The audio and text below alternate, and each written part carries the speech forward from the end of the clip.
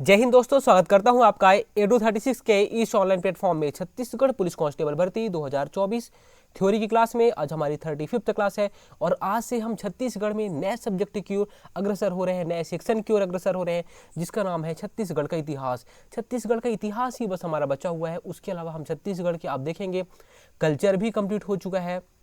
छत्तीसगढ़ की जनजातियां हैं, जनजातियां हमने इसके पहले कंप्लीट किया है छत्तीसगढ़ की जनजातियों के बारे में। उसके बाद हमने प्रशासन भी कंप्लीट कर चुका है और छत्तीसगढ़ की क्या भूगोल के बारे में हमने सबसे पहले कंप्लीट किया था, छत्तीसगढ़ का ज्योग्राफी वाला सेक्शन। तो इतनी सारी चीज़ें हो चुकी हैं, बचा क्या था, इतिहास बस बचा हुआ है। तो इतिहास को भी अब हम लोग कंप्लीट कर देंगे। उसके बाद जो छत्तीसगढ़ वाला सेक्शन है, मतलब आप बोल सकते हैं कि छत्तीसगढ़ से कितने क्वेश्चन आने वाले हैं, तो आपको पता है कि 30 से 35 क्वेश्चन तो आपके स्टैटिक जीके से आते हैं और लगभग 5 से 10 क्वेश्चन करंट अफेयर से आएंगे। लगभग 40 नंबर की तैयारी हमें करनी है। करंट अफेयर क्लास स्टार्ट हो चुकी है, तो करंट अफेयर भी हम देख रहे हैं। इसके साथ में एमसीक्यूज भी चलेगा और इसके साथ में हमारा थ्योरी सब कुछ कंप्लीट कराया जाएगा। आहिस्ता आहिस्ता आपके फिजिकल तक सारी चीज़ें कंप्लीट हो जाएंगी, आप उसका टेंशन मत लीजिएगा। चलिए, आज का जो हमारा सेक्शन है वो स्टार्ट करने से पहले मैं आपको बताना चाहूँगा कि देखिए, हम जब इतिहास पढ़ते हैं तो इतिहास में आपको इतना तो पता होगा कि इतिहास में जब हमने एंशियंट हिस्ट्री भारत की बात की थी तो उसमें हमने क्या बोला था, सबसे पहले प्रागैतिहासिक काल होता है इतिहास में। क्या सबसे पहले प्रागैतिहासिक काल होता है, उसके बाद फिर आद्य ऐतिहासिक काल होता है और उसके बाद ऐतिहासिक काल होता है। ये तो हमने पहले ही देखा है, ठीक है। अब ये 36 ऐसे इतिहास को डिवाइड किया जाता है, प्रागैतिहासिक काल, आद्य ऐतिहासिक काल और ऐतिहासिक काल। इसको प्रागैतिहासिक काल में क्या रहती है कि उस टाइम पे लोग ना तो लिख सकते हैं, ना तो लिखना जानते हैं, ना तो जो चीज़ें लिख चुके हैं उसे पढ़ना जानते हैं, ना तो उन्हें लिखने का ज्ञान था। जब लिखने का ही ज्ञान नहीं रहेगा तो वो पढ़ेंगे कैसे। वो सारी चीज़ें जो भी हुई थी वो प्रागैतिहासिक काल में आती हैं। फिर आद्य ऐतिहासिक काल में क्या क्या चीज़ें होती हैं, तो आपको पता है उस टाइम पे इंसान लिख तो पा रहा था। क्या इंसान लिख तो पा रहा था, लेकिन आज तक उसे पढ़ा नहीं जा सका है। सिंधु घाटी सभ्यता आदि ऐतिहासिक काल में आती है। उसके बाद ऐतिहासिक काल होता है और ऐतिहासिक काल में क्या होता है कि इस टाइम में लोग लिखना सीख गए थे और उसे पढ़ा भी जा चुका है। तो जिसे लिखना सीख गए थे, जिस काल में लोग लिखना भी सीख गए थे और पढ़ना भी जान गए कि हाँ जो लिखा है वो उसे हमने पढ़ना भी जान लिया, उसे हम बोलते हैं क्या, ऐतिहासिक काल। ठीक है, तो इसी के बारे में आज हम बात करने वाले हैं। आज आप देखेंगे प्रागैतिहासिक काल भी हो जाएगा, आद्य ऐतिहासिक काल भी हो जाएगा और ऐतिहासिक काल में हम लोग एंट्री मारेंगे और ऐतिहासिक काल में भी हम लोग बहुत बड़े सेक्शन को कंप्लीट कर लेंगे। चलिए, बिना देरी किए आज की क्लास की शुरुआत करते हैं। देखिए, प्राचीन इतिहास में हम पाषाण काल के बारे में देखेंगे। छत्तीसगढ़ की बात होगी, यहाँ पे नेशनल की बात नहीं हो रही है। छत्तीसगढ़ में पाषाण काल से रिलेटेड जो भी चीज़ें होंगी, फिर रामायण काल, महाभारत काल, बौद्ध और जैन काल, इनसे रिलेटेड जो भी फैक्ट हमारे एग्जाम में बनते हैं सारी चीज़ें हम देखेंगे। चलिए, सबसे पहले क्या आपको पता है कि इंसान सबसे पहले तो पत्थरों के आसपास रहना सीखा, जिसे हम बोले थे क्या, अभी पाषाण काल। पाषाण काल हम जानते हैं और पाषाण काल को हम प्रागैतिहासिक काल भी बोलते हैं। ये जो प्रागैतिहासिक काल होता है इसमें हमने एक चीज़ देखा था क्या, कि ना तो हम लिखना जानते थे और अब लिखे ही नहीं है तो पढ़ेंगे क्या। ना तो हम पढ़ना जानते हैं, ना तो हम लिखना जानते हैं। अब उस टाइम पे सोचिए कि अगर आप लिखना भी नहीं जानते, पढ़ना भी नहीं जानते और आप यहाँ पे आप हैं श्यामू जी और यहाँ पे रामू जी से बात करना है, आप कैसे बात करोगे। ठीक है, अब यहाँ ना आप लिख पा रहे हो ना तो बोल पा रहे हो, समझ आ ही नहीं पा रहे हो, तो आप क्या बोलोगे, यहाँ पे चित्र बनाने की कोशिश करोगे। क्या बताओगे कि हाँ चित्र, और कैसे चित्र, जो भी आप जानवर को देखोगे। उस टाइम पे क्या करते थे लोग, पाषाण काल के टाइम में लोग क्या करते थे, जानवरों को मारे खाए, यहाँ उधर घूमे, बस हो गया, उनका वही काम रहता था, है ना। तो वो जितनी भी चीज़ें रहती थी वो कहीं ना कहीं चित्रात्मक शैली में रहती थी। कब, पाषाण काल में जो चीज़ें रहती थी वो लिखते थे लोग, पत्थरों पे लिखेंगे, इसके अलावा तो कोई चीज़ें रहती नहीं थी। आज की जैसे कॉपी किताब पेन पुस्तक ये सब कुछ तो रहता नहीं था, तो किस में लिखेंगे, पत्थरों में लिखेंगे। और पत्थरों में लिखने भी नहीं जानते तो क्या बनाते, चित्र बनाते थे। ठीक है, तो इतनी ही चीज़ें होती थी पाषाण काल में। चलिए, अब पाषाण काल मतलब पत्थरों से ही रिलेटेड होगी, मतलब पत्थर से ये लोग क्या करेंगे, शिकार भी करेंगे, पत्थर से लिखेंगे ही, और इसके अलावा जो पत्ते हैं, पत्ते से अपने शरीर को ढकने का काम करेंगे। ठीक है, ये सारी चीज़ें ही होती थी पाषाण काल में। अब पाषाण काल को अलग अलग भागों में डिवाइड किया गया है, जैसे कि सबसे पहले जो काल था उसे हम बोलते हैं क्या, पूर्व पाषाण काल। कौन सा काल, पूर्व पाषाण काल। उसके बाद पूर्व पाषाण काल के बाद आता है क्या, मध्य पाषाण काल। मध्य पाषाण काल, उसके बाद उत्तर पाषाण काल। सारी चीज़ें आपको यहीं क्लास पे याद हो जाएंगी, आपको बाहर जाने की जरूरत नहीं पड़ेगी। उत्तर पाषाण काल और लास्ट में है नवपाषाण काल। पाषाण काल को इतने भागों में डिवाइड किया गया था। अब हम छत्तीसगढ़ के संदर्भ में देखते हैं कि जो पाषाण काल की जो चीज़ें थी क्या हमारे छत्तीसगढ़ में दिखी थी। हाँ बिल्कुल दिखी थी। अगर कभी पाषाण काल का नाम आए तो आपको रायगढ़ जिले का नाम याद रखना है। पाषाण काल का कभी भी नाम आए तो आपको रायगढ़ जिले का नाम याद रखना है, क्योंकि रायगढ़ जिले में जितनी भी चीज़ें हुई है पाषाण काल में, चाहे पूर्व पाषाण काल हो, मध्य पाषाण काल हो, उत्तर पाषाण काल हो, हर टाइम की चीज़ें रायगढ़ में मिली हुई हैं। ठीक है, चलिए अब पूर्व पाषाण काल में क्या मिला हुआ, अगर कहाँ पे मिला हुआ है तो आपको याद रखना है, एक सिंघनपुर गुफा है। कहाँ पे, देखिए पूर्व पाषाण काल में रायगढ़ की सिंघनपुर गुफा, आपको याद रखना है सिंघनपुर गुफा में क्या मिला हुआ है। तो अभी मैंने आपको बताया कि उस टाइम पे क्या मिलता था, कुछ ना तो ये पढ़ना जानते थे ना लिखना जानते थे, बस पत्थरों पे ऐसे लिख दिया करते थे। यहाँ पे आपको इमेज दिख रही होगी, ये इमेज क्या बता रही है कि लोग पत्थरों पे शैल चित्र बना दिए, उसे हम क्या बोलते हैं, शैल मतलब पत्थर, और पत्थर में चित्र बना दिए तो उसे हमने क्या बोला, शैल चित्र बोल दिया, शैल चित्र। ठीक है, तो सिंघनपुर गुफा में शैल चित्र मिलते हैं। कहाँ पे, तो रायगढ़ जिले में। कहाँ पे, रायगढ़ जिले में। रायगढ़ जिले में पूर्व पाषाण काल में सिंघनपुर गुफा, और सिंघनपुर गुफा है कहाँ पे, ये भी पूछ सकता है आपसे। तो कहाँ पे है सिंघनपुर गुफा, चवर ढाल पहाड़ी पे। कहाँ पे, चवर ढाल पहाड़ी पे स्थित है ये। चवर ढाल पहाड़ी पे स्थित है कौन सी, सिंघनपुर गुफा। और वहीं पे क्या मिले हैं, तो वहाँ पे शैल चित्र मिले हैं, आपको याद रखना है। ये जो शैल चित्र है इसकी खोज किसने की थी, तो इसकी खोज एंडरसन ने बताया था। एंडरसन, किसने, एंडरसन ने 1910 में, कब, 1910 में बताया कि यहाँ पे एक गुफा है जहाँ पे शैल चित्र मिला हुआ है। ठीक है, चलिए उसके बाद मध्य पाषाण काल। मध्य पाषाण काल में कहाँ पे, तो एक कबरा पहाड़ जगह है कहीं, कहाँ पे, जब भी रायगढ़ की बात हो रही है पाषाण काल में रायगढ़ में ही सारी चीज़ें मिलती हैं लगभग लगभग, आपको रायगढ़ का ही नाम याद रखना है। तो पूर्व पाषाण काल में सिंघनपुर गुफा में, सिंघनपुर गुफा में शैल चित्र मिलता है। फिर किसकी खोज किसने की थी, तो एंडरसन ने इसकी खोज की थी। कब की थी, तो 1910 में बताया था। यहाँ पे एक गुफा है, वहाँ पे शैल चित्र निर्मित है। फिर मध्य पाषाण काल की बात होगी तो मध्य पाषाण काल में कबरा पहाड़, कहाँ पे, कबरा पहाड़, कबरा पहाड़ में शैल चित्र मिला हुआ है। ठीक है, बस आप इतना याद रखिए कि मध्य पाषाण काल में कबरा पहाड़ पे शैल चित्र मिला हुआ है। फिर उत्तर पाषाण काल की बात होगी तो उत्तर पाषाण काल पे महानदी घाटी क्षेत्र, ये रायगढ़ में ही स्थित है। कहाँ पे, रायगढ़ में ही स्थित है महानदी घाटी क्षेत्र। यहाँ पे क्या मिला हुआ है, शैल चित्र मिला हुआ है। आप देख रहे हो, आपको इमेज में भी दिख रहा होगा, ये जो पत्थरों पे लिखा हुआ जो ये चित्र है इसे ही हम बोलते हैं शैल चित्र। और कहाँ पे मिले हैं, तो रायगढ़ में मिले हुए हैं। अब आपको याद क्या रखना है, नवपाषाण काल में, नवपाषाण काल में कहाँ पे, तो टेरम, टेरम घाटी, ये कहाँ पे है, तो ये भी रायगढ़ में ही स्थित है। कहाँ पे, तो रायगढ़ में स्थित है टेरम घाटी। चलिए इतनी चीज़ें आपको याद रखनी है। पूर्व पाषाण काल, देखिए आप कैसे याद रख सकते हैं, पूर्व, पूर्व में क्या रहता था, लोग घने जंगलों में रहते थे। आप ऐसे याद रखिए, पूर्व पाषाण काल, पूर्व पाषाण में काल में क्या होता था, लोग घने जंगलों में रहते थे। पूर्व मतलब पहले, जब पहले पत्थर रहते थे तो लोग क्या करते थे, लोग घने जंगलों में रहा करते थे। यहाँ से आप ऐसे याद कर सकते हैं ट्रिक से। उसके बाद मध्य, तो देखिए आपको इतना तो पता है कि जब दो लोगों की लड़ाई होती रहती है तो बोलते हैं ना, काबर बीच में घुसता भाई, है ना, है ना, काबर। तो आप ऐसे बीच में भाई, काबर आप ऐसे याद कर सकते हैं। मध्य मतलब बीच में, जब दो लोगों के बीच में लड़ाई होती है, काबर आते भाई, है ना, तो काबर आते भाई ऐसा बोलते हैं लोग। तो आप ऐसे याद रख सकते हैं, मध्य में काबर या फिर कबरा, मध्य से कबरा, मध्य में या बीच में कबरा। उसके बाद उत्तर, उत्तर और महानदी, जो उत्तर के लोग हैं वो महान होते हैं। आपको पता है कि उत्तर में ही जितनी लड़ाइयाँ होती हैं, जब प्राचीन इतिहास आप पढ़ेंगे तो जितनी भी लड़ाइयाँ होती हैं वो उत्तर भारत में ही होती हैं। इसलिए आपको याद रखना है कि उत्तर में महान लोग रहते हैं। उत्तर पाषाण काल में महानदी घाटी क्षेत्र स्थित है। यहीं से क्या मिला हुआ, तो यहाँ से शैल चित्र मिला हुआ है। फिर नवपाषाण काल में देखिए तो आप इसको कैसे याद रखेंगे, नौ पाषाण काल में नौ से नया, और आज के लोग क्या कर रहे हैं, रम पी रहे हैं, क्या रम, नए लोग रम पी रहे हैं, नए लोग रम पी रहे हैं। तो आप ऐसे याद रख सकते हैं, नौ पाषाण काल में टेरम घाटी, टेरम घाटी में क्या मिला हुआ है, शैलचित्र मिला हुआ है। आप याद कैसे रखिए, जो नए हैं नवयुवा लोग हैं वो लोग रम पी रहे हैं।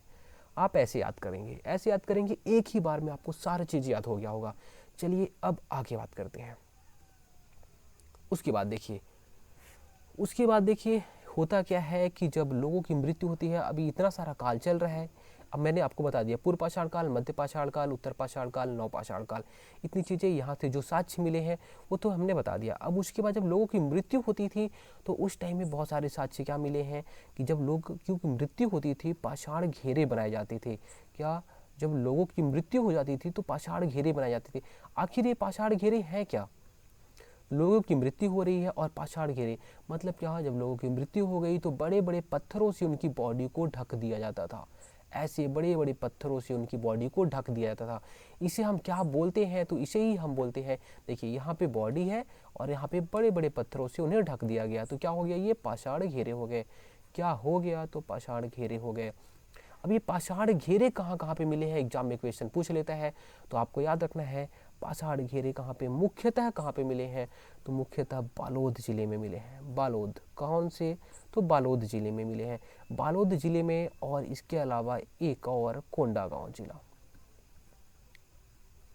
कोंडागांव जिला और बालोद जिला, यहाँ से पाषाण घेरे मिले हैं। बालोद जिले में भी कहाँ कहाँ पे मिले हैं, जगह भी नाम याद रख लीजिएगा क्योंकि यहाँ से भी क्वेश्चन पूछ लेता है। तो आपको याद रखना है क्या क्या, अर्जुनी, अर्जुनी बालोद है ना, अर्जुनी जो जगह है यहाँ भी। फिर चितवा डोंगरी जो जगह है, कहाँ, कौन सा, तो चितवा डोंगरी, चितवा डोंगरी जो जगह है यहाँ पे मिले हुए हैं। चिरचारी एक जगह है वहाँ भी मिला हुआ है, चिरचारी। क्या मिला हुआ है, पाषाण घेरे मिले हुए। पाषाण घेरे होते क्या है, तो बॉडी को दफनाने के लिए बड़े बड़े पत्थरों से उसे ढक दिया जाता था, उसे हम बोलते हैं पाषाण घेरे। फिर चिरचारी हो गया, सोरर हो गया, और एक और है करही भदर। क्या है, करही भदर, करही भदर। इतने जगह के नाम आपको याद रखने हैं।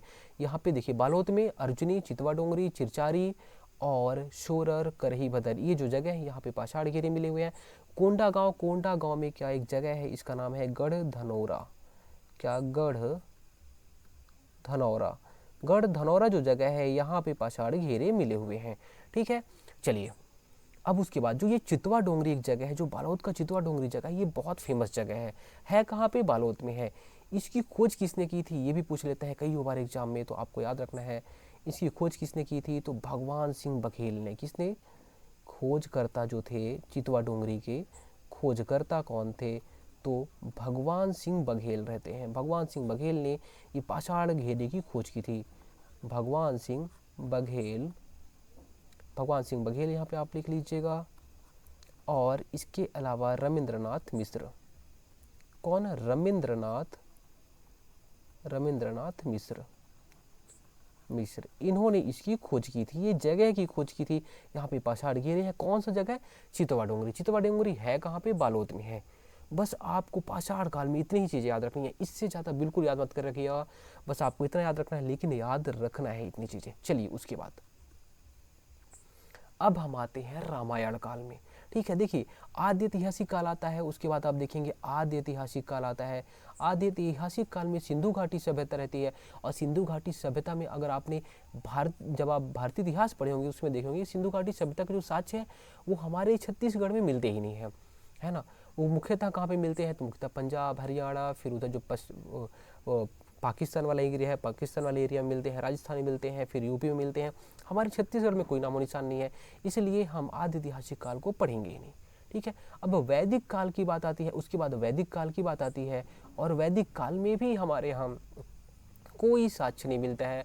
बस एक ही बोला जाता है नर्मदा नदी, और नर्मदा नदी को ये लोग बोल देते हैं कि वो रेवा नदी के बारे में साक्ष्य मिला हुआ है। ये उतना ज़्यादा इंपॉर्टेंट नहीं है, बस आप याद रखिए नर्मदा नदी को रेवा नदी के नाम से जाना गया, कब, वैदिक काल में।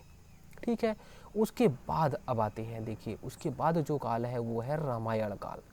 और यहाँ से क्वेश्चन बनेगा, डेफिनेटली बनेगा, क्योंकि देखिए अभी राम मंदिर का उद्घाटन हुआ है, कब हुआ है? तो 22 जनवरी 2024 को उद्घाटन हुआ है। तो इतना तो पता है कि उद्घाटन हुआ है, राम भगवान से रिलेटेड है, तो यहाँ पे जो भी एक्टिविटी हुई होंगी पहले के टाइम में, तो यहाँ से क्वेश्चन बनने की चांसेस बहुत ज़्यादा है। चलिए, सबसे पहले हम राम भगवान की जो माता है उनके नाम याद रखते हैं। माता का नाम क्या है? कौशल्या। राम भगवान की माता का नाम याद रखते हैं कौशल्या। ये जो कौशल्या माता है, कौशल्या माता का मंदिर कहाँ पे है? तो चंदखुरी। चंदखुरी कहाँ पे है? चंदखुरी रायपुर में है, और यहाँ पे SI लोगों की ट्रेनिंग होती है। तो चंदखुरी कहाँ पे? माना रायपुर में है, ये माना रायपुर में है। चलिए, उसके बाद बात करते हैं। देखिए, रामायण काल जब हो रहा था, तो हमारा जो छत्तीसगढ़, हमारे छत्तीसगढ़ को क्या बोला जाता था? तो रामायण काल। देखिए, रामायण काल मतलब ये ऐसा नहीं है कि इस टाइम पे राम भगवान हुए थे, ऐसा नहीं है। ये जो रामायण काल है, ये एक्चुअल में रामायण काल जब रामायण की रचना हुई। और रामायण की रचना किसने की थी? किसने की थी? आपको कमेंट में बताना है कि रामायण की रचना किसने की थी।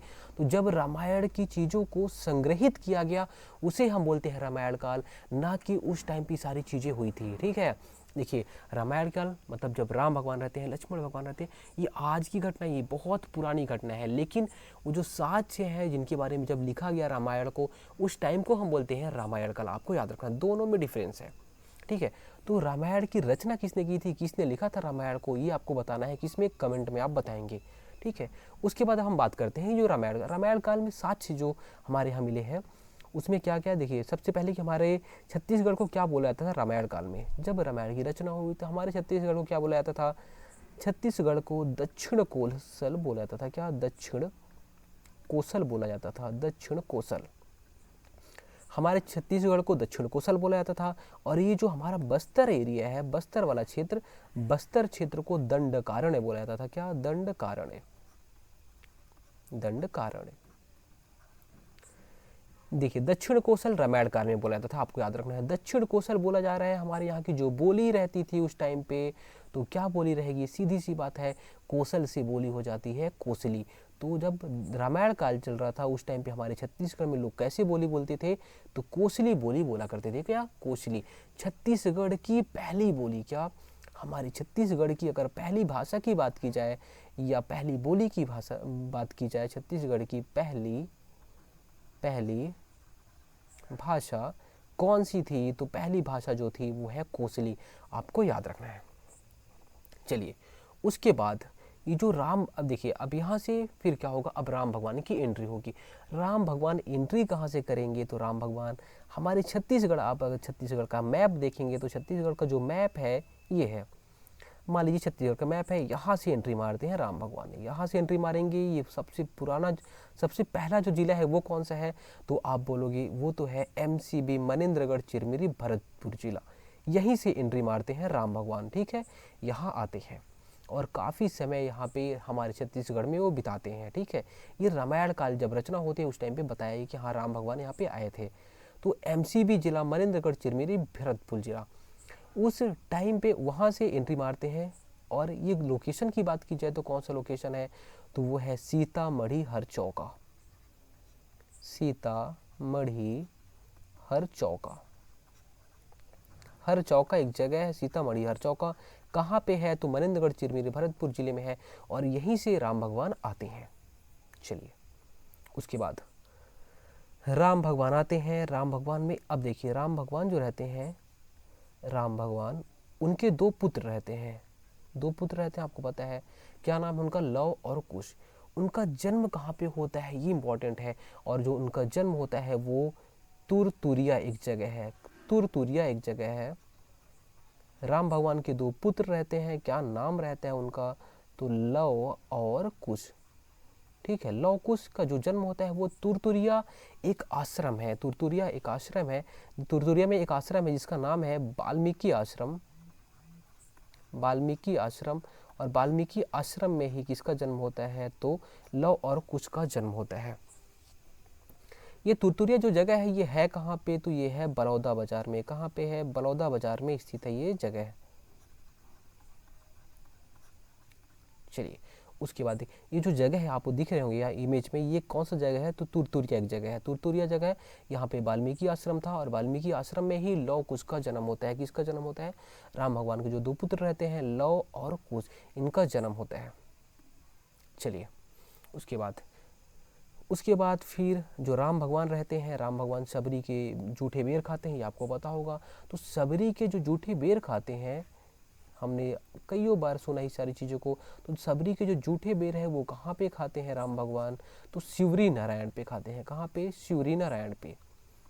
शिवरी नारायण कौन से जिले में स्थित है? देखिए सबरी, सबरी से यहाँ पे आपको याद रखना है शिवरी, ठीक है। तो शिवरी नारायण, शिवरी नारायण जो जगह है यहीं पे ही राम भगवान सबरी के जूठे बेर खाते हैं। शिवरी नारायण है कहाँ पे? तो जांजगीर चांपा जिले में स्थित है ये, जांजगीर चांपा जिले में। अगर और भी डीप में क्वेश्चन पूछेगा तो क्या पूछेगा, ये कहाँ पे जगह है? तो मतंग ऋषि का आश्रम था यहाँ पे। किसका? मतंग ऋषि का आश्रम था जहाँ पे राम भगवान जूठे बेर खाए थे। किसका? मतंग ऋषि का आश्रम था। वहाँ पे किसका? तो वहाँ पे वाल्मीकि आश्रम था जहाँ पे लव कुश का जन्म हुआ था। और ये जो सबरी के जूठे बेर खाते हैं वो कहाँ पे? तो मतंग ऋषि के आश्रम में जूठे बेर खाते हैं। चलिए अब यहाँ पे आपको एक इमेज दिख रहा होगा। क्या इमेज? राम वन गमन पथ। राम वन गमन पथ मतलब हमारे छत्तीसगढ़ सरकार ने जब 2019 में, अभी नहीं 2019 में बोला था कि हम यहाँ से पूरे राम भगवान जहाँ जहाँ से गुजरे थे सारे पथों को हम जोड़ेंगे, ठीक है। तो राम वन गमन पथ हो गया ये। चलिए तो राम वन गमन पथ की घोषणा कब की गई थी, कब शुरुआत की गई थी, इससे क्वेश्चन पूछ लेगा। शुरुआत कब की गई थी? जितने भी राम भगवान से रिलेटेड फैक्ट रहेंगे, मतलब जहाँ जहाँ पे वो आए थे उनसे चीज़ें, जो रिलेटेड चीज़ें रहती थी सबको जोड़ना है, ठीक है। तो उसके बारे में बताया गया है राम वन गमन पथ में। कब शुरुआत की गई है? तो शुरुआत की गई है 22 नवंबर 2019 को। 22 नवंबर 2019 को शुरुआत की गई है राम वन गमन पथ की। लंबाई कितनी है इस पथ की? तो 2260 किलोमीटर इसकी लंबाई है। कितनी? 2260 किलोमीटर में राम वन गमन पथ की लंबाई है। जैसे देखिए मान लीजिए यहाँ पे राम भगवान का मंदिर है, यहाँ से कुछ साक्ष्य मिले हैं, फिर यहाँ एक साक्ष्य मिल गया है तो इसे हम जोड़ेंगे, फिर यहाँ पे एक साक्ष्य मिल गया है कि राम भगवान यहाँ पे आए थे, जूठे बेर खाए थे, तो यहाँ फिर उसके बाद यहाँ पे लव कुश का जन्म हुआ है, ऐसे करके। तो ये सारे जो उनसे रिलेटेड चीज़ें थी उनको सबको जोड़ना रहता है, ठीक है। ऐसे जोड़े 2260 किलोमीटर, ठीक है। ये कुल लंबाई हो गई राम वन गमन पथ की। किस आधार पे जोड़ा गया, किस आधार पे बोला गया कि राम भगवान यहाँ पे आए थे, जो जो चीज़ें हुई हैं राम वन गमन पथ के बारे में? तो 2 बुक और ऑथर, इनके नाम याद रख लीजिएगा। एक जो ऑथर का नाम है क्या है? मन्नूलाल यदू, मन्नूलाल यदू जी, मन्नूलाल यदू जी। इनकी जो बुक का नाम है वो दंडकारण्य रामायण, दंडकारण्य रामायण एक बुक है इनके आधार पर। और इसके अलावा एक जो बुक है वो है हेमू यदू की। किसकी? हेमू यदू की। हेमू यदू की जो बुक है उसका नाम क्या है? छत्तीसगढ़ पर्यटन में राम वन गमन पथ, वन गमन पथ। इन दोनों बुक को आधार मानकर ये राम वन गमन पथ की जो ये रूपरेखा बनाई गई है कि यहाँ पे हम लोग इसको जोड़ेंगे, वो किस बुक को आधार बनाया गया है? तो मन्नूलाल यदू और हेमू यदू को आधार बनाकर। एग्जाम में आप यही पूछेगा कि जो राम वन गमन पथ है किस बुक के आधार पर बनाया गया है? तो मन्नूलाल यदू और हेमू यदू। मन्नूलाल यदू की जो बुक का नाम है वो क्या नाम है? तो दंडकरण। और हेमू यदू की जो बुक का नाम है वो है छत्तीसगढ़ पर्यटन में राम वन गमन पथ। चलिए अब रामायण काल हो गया, अब हम देखते हैं किसके बारे में? महाभारत काल। महाभारत काल से रिलेटेड जो जो फैक्ट होगी, क्या हमारे छत्तीसगढ़ में महाभारत की रिलेटेड कुछ चीज़ें हुई हैं? तो बिल्कुल हुई हैं। उस टाइम पे क्या हमारे जो मुख्यतः जो क्षेत्र रहता था वो है रतनपुर, और रतनपुर को बोला जाता था महाभारत के काल में रत्नावलीपुरी। क्या? रत्नावलीपुरी। आपको पता है कि अभी से कुछ ही साल पहले, मीन्स 200-300 साल पहले की बात है, सब जो मेन सेंटर रहता था हमारे छत्तीसगढ़ का वो रतनपुर रहता था। रतनपुर या फिर जिसे हम बोलते हैं बिलासपुर वाला एरिया, है ना। रायपुर उतना फेमस नहीं था, रायपुर तो बाद में राजधानी बनाया गया। किसके द्वारा राजधानी बनाया गया? तो मिस्टर एग्न्यू के द्वारा, ठीक है। देखिए रत्नावलीपुरी बोला जाता है। इसके अलावा कुबेरपुर भी बोला जाता है और मणिपुर भी बोला जाता था। कब बोला जाता था? तो जब ये महाभारत की रचना होती है। मणिपुर। चलिए ये जो रतनपुर रहता है, रतनपुर के बारे में आपको याद रखना है, ये जो है ये ताम्रध्वज की राजधानी रहती है। किसकी? ताम्रध्वज। महाभारत का एक पात्र है ताम्रध्वज, और ताम्रध्वज की राजधानी कौन सी रहती है? तो यही रतनपुर रहती है। ताम्रध्वज की राजधानी रतनपुर रहती है। इसके अलावा आरंग, आरंग आप देखेंगे, आरंग, आरंग कहाँ पे है? आरंग मंदिरों का नगर, वो है कहाँ पे? तो रायपुर में है। तो आरंग में क्या मिले हैं? देखिए महाभारत काल की, महाभारत से रिलेटेड जो भी फैक्ट है उसके बारे में हम देख रहे हैं। तो रतनपुर, रतनपुर में क्या मिला है? तो ये ताम्रध्वज की राजधानी हुआ करती थी, ठीक है, महाभारत काल में। फिर जो आरंग है, आरंग में क्या हुआ है? मोरध्वज की कथा से संबंधित है ये, मोरध्वज, मोरध्वज की कथा से संबंधित है, की कथा से संबंधित है ये जगह। एकदम जब डीप में क्वेश्चन पूछेगा तभी ये क्वेश्चन पूछेगा, बाकी आपके एग्जाम में ऐसे क्वेश्चन बनने के चांसेस बहुत कम है, ठीक है। उसके अलावा एक खल्लारी जो जगह है, खल्लारी, खल्लारी कहाँ पे है? महासमुंद में है। और खल्लारी में क्या है स्थित? तो लाक्षागृह। कौन सा गृह? लाक्षागृह, लाक्षागृह, या फिर भीमखो, भीमखोह, भीमखोह मतलब भीम, मतलब भीम, और खोह मतलब होता है पद के निशान, पैर के निशान। तो भीम के पैर के जो निशान है, आप जानते होंगे महाभारत में भीम भी रहते हैं। तो भीम के पद के निशान जो है या फिर पैर के निशान जो है वो खल्लारी महासमुंद में मिला हुआ है। आरंग में क्या? मोरध्वज की कथा से संबंधित है आरंग। और रतनपुर में क्या? ताम्रध्वज की राजधानी रहती है ये रतनपुर। महाभारत के बारे में आपको बस इतना ही चीज़ें याद रखनी है। महाभारत काल के बाद अब बात आती है बौद्ध काल की। बौद्ध काल मतलब गौतम बुद्ध से रिलेटेड चीज़ें। गौतम बुद्ध से रिलेटेड जब काल आता है, मतलब गौतम बुद्ध का जो समय होता है उस पीरियड की बात हो रही है, बुद्ध काल या फिर बौद्ध काल। देखिए, क्या गौतम बुद्ध हमारे छत्तीसगढ़ में आए थे या नहीं आए थे, इसके बारे में पता चला। कैसे पता चला छत्तीसगढ़ में गौतम बुद्ध आए हुए थे? कैसे पता चला? तो बौद्ध एक ग्रंथ है, कौन सी ग्रंथ? बौद्ध ग्रंथ। उसका नाम क्या है? अवदान शतक। अवदान शतक एक बौद्ध ग्रंथ है और बौद्ध की किताब है। इससे पता चला कि गौतम बुद्ध हमारे छत्तीसगढ़ में आए थे। इसके अलावा किससे पता चला? तो इसके अलावा वेन सॉन्ग जो एक चीनी यात्री था, क्या नाम था उसका? When song. वेन सॉन्ग एक चीनी यात्री था, उसने बताया कि हाँ छत्तीसगढ़ में कौन आया था? तो छत्तीसगढ़ में गौतम बुद्ध जी आए थे। तो वेन सॉन्ग की यात्रा विवरण से भी पता चलता है कि कौन आया था हमारे छत्तीसगढ़ में। तो हमारे छत्तीसगढ़ में गौतम बुद्ध आए थे। कौन आए थे? तो गौतम बुद्ध जी हमारे छत्तीसगढ़ में प्रचार प्रसार के लिए आए थे। कौन से? हमारे छत्तीसगढ़ में गौतम बुद्ध बौद्ध धर्म के प्रचार प्रसार के लिए आए थे। और यहाँ पे वो क्या थे? तो यहाँ पे 3 महीने तक थे। 3 महीने तक वहाँ पे इन्होंने निवास किया था, 3 महीने तक। अब गौतम बुद्ध है तो सीधी सी बात है यहाँ पे कुछ कुछ चीज़ें होंगी, जैसे कि यहाँ पे बौद्ध विहार बनाया गया था। क्या बनाया गया था? तो हाँ बौद्ध विहार। बौद्ध मतलब ये बुद्ध से रिलेटेड, मतलब जो बौद्ध धर्म को अपनाते हैं उनके लिए। और विहार मतलब होता है रुकने का स्थान। विहार मतलब क्या होता है? जहाँ पे लोग रुकते थे। जैसे मान लीजिए हम अगर बौद्ध धर्म को अपनाते हैं, बौद्ध धर्म को अपनाएंगे तो हम घर और जो ये दुनिया है, जो सारी जो दूसरी दुनिया है उससे हम थोड़े से कट जाएंगे। और ठीक है, हमें क्या रखेंगे? तो हम क्या लोगों से मांगेंगे और वहाँ पे कहीं विहार में रहेंगे, ठीक है। कहाँ पे रहेंगे? तो विहार में रहेंगे। जो भिक्षुक लोग रहते थे, जो गौतम बुद्ध को अच्छे से मानते थे, वो भिक्षुक रहा करते थे। तो वो क्या, वो घर और जो दुनिया है, दुनिया को, दुनिया मीन्स सारी वो दुनिया नहीं, ये दुनिया मीन्स जो हमारी सांसारिक जो दुनिया है, माया मोह वाली दुनिया, इसको छोड़ के विहार में रहते थे। लोगों से मांगते थे, जो भी मिल गया उसे खा के, और विहारों में रहा करते थे, तपस्या करते थे, ठीक है। इसे हम बोलते थे बौद्ध विहार। तो बौद्ध विहार में आप देखेंगे 2 जगह मिला है। एक है स्वास्तिक विहार, स्वास्तिक विहार, और 2 बौद्ध विहार बने हुए हैं। कौन कौन से? स्वास्तिक विहार और आनंद प्रभु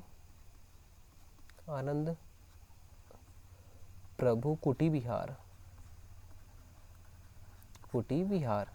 ये 2 विहार स्थित हैं। कहाँ पे स्थित है? तो हमारे छत्तीसगढ़ में स्थित थे। स्वास्तिक विहार और आनंद प्रभु कुटी विहार कहाँ पे? तो छत्तीसगढ़ में। और मुख्यतः जो गौतम बुद्ध आए थे तो कहाँ पे निवास किए थे, सिरपुर में ही निवास किए थे। और सिरपुर में ही अगर कभी गौतम बुद्ध की बात होगी तो आपको याद रखना है सिरपुर।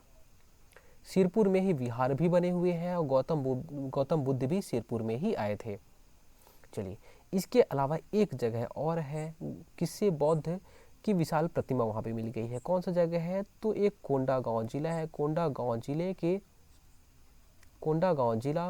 जिले के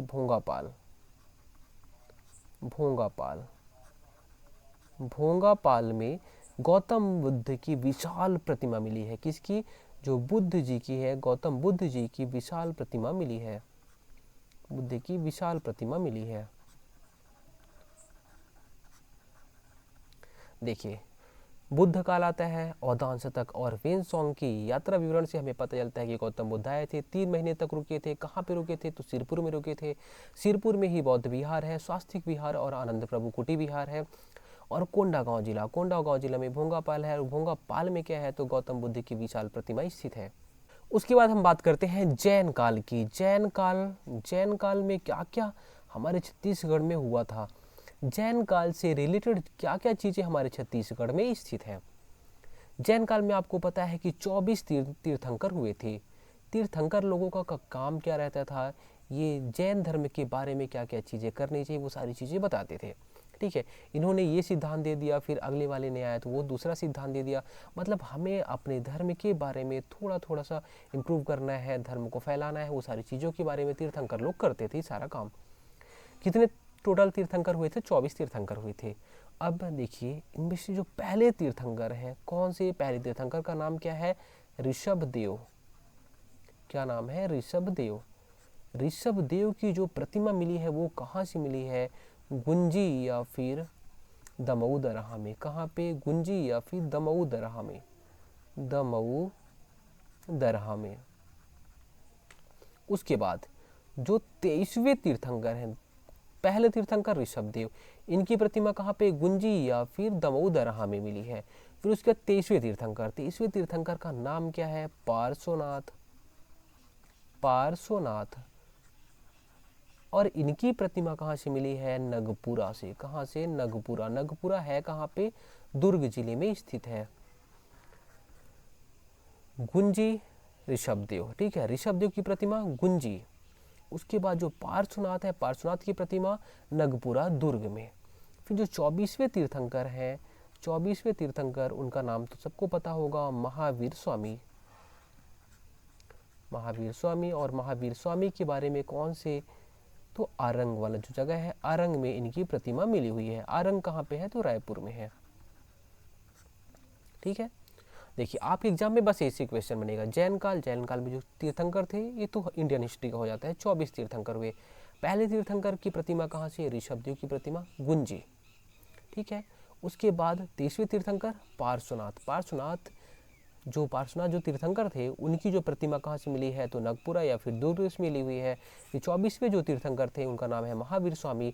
और महावीर स्वामी आरंगा मतलब रायपुर में आए थे, उनकी प्रतिमा रायपुर से मिली है। दोस्तों, उम्मीद करता हूँ सारी चीज़ें आपको समझ में आई होंगी। अगर इसके अलावा कुछ डाउट रहता है तो आप कमेंट कर सकते हैं। धन्यवाद।